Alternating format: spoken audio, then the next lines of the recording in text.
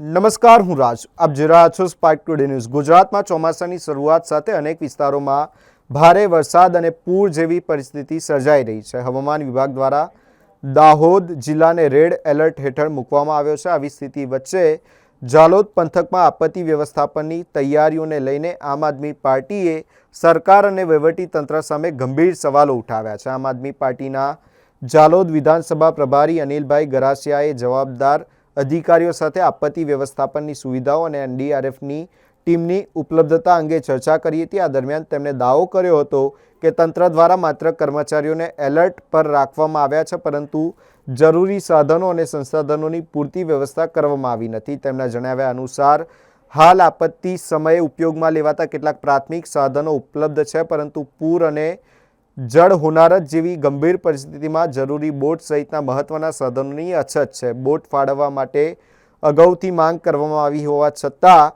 હજુ સુધી કોઈ યોગ્ય વ્યવસ્થા કરવામાં આવી નથી, એવો આક્ષેપ કરવામાં આવ્યો છે. આમ આદમી પાર્ટીએ વધુમાં જણાવ્યું કે જાલોદ વિસ્તારમાં ભૂતકાળમાં પણ જળ હોનારતના બનાવો બન્યા છે, છતાં તેમાંથી પૂરતો બોધપાઠ લેવામાં આવ્યો નથી. આગામી દિવસોમાં ભારે વરસાદની આગાહી વચ્ચે લોકોની સુરક્ષા માટે તાત્કાલિક અને અસરકારક પગલાં ભરવાની માંગ કરવામાં આવી છે. અનિલભાઈ ગરાસિયાએ તંત્ર સમક્ષ એનડીઆરએફ જેવી વિશેષ ટીમોની ઉપલબ્ધતા સુનિશ્ચિત કરવા, પૂર બચાવ સાધનો ફાળવવા અને સંભવિત આપત્તિને પહોંચી વળવા માટે મજબૂત આયોજન કરવાની માંગ કરી છે. આજે સરકારે જ્યારે દાહોદ જિલ્લાને રેડ ઝોન એલર્ટ જાહેર કર્યું છે કે કોઈપણ એવા ગંભીર પ્રકારના કે કોઈપણ ઇસ્યુ બની શકે છે, જેના માટે સરકારે વહીવટતંત્રને એલર્ટ તો જાહેર કર્યું છે.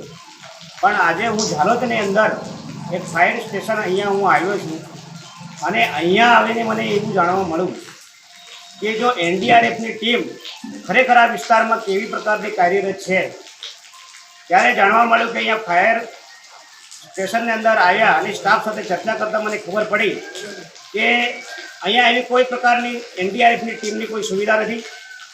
ત્યાંથી સરકારના માધ્યમથી અહીંયા જે પણ કામગીરી કે જે પણ એમને સોંપવામાં તો આવી છે, પણ એ સ્ટાફ સાથે ચર્ચા કરતાં મને ખબર પડી કે અહીંયા કોઈ ઇમરજન્સી એવી જળબંબાકાર કે કોઈ પ્રકારની મોટી હોનારત થાય તો અહીંયા કોઈ સાધન સામગ્રી સરકારે હજી સુધી અહીંયા આપી નથી.